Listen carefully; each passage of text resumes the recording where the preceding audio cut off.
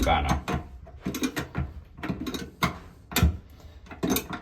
I prefer to use a ring spanner. Right, once that's on, the shroud screws back on clockwise, and then we need to align the handle. There's the handle.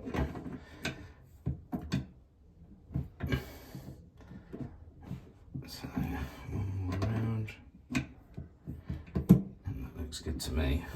So tightening back up the Allen key, which is in the back. 1 and 2 should get it. Oh, that's the handle secure. It looks to have been a little bit tighter.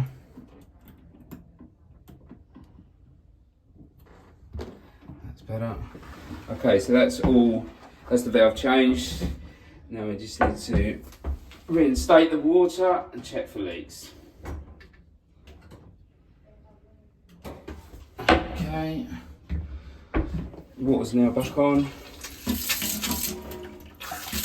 Purge the air out and all looking good.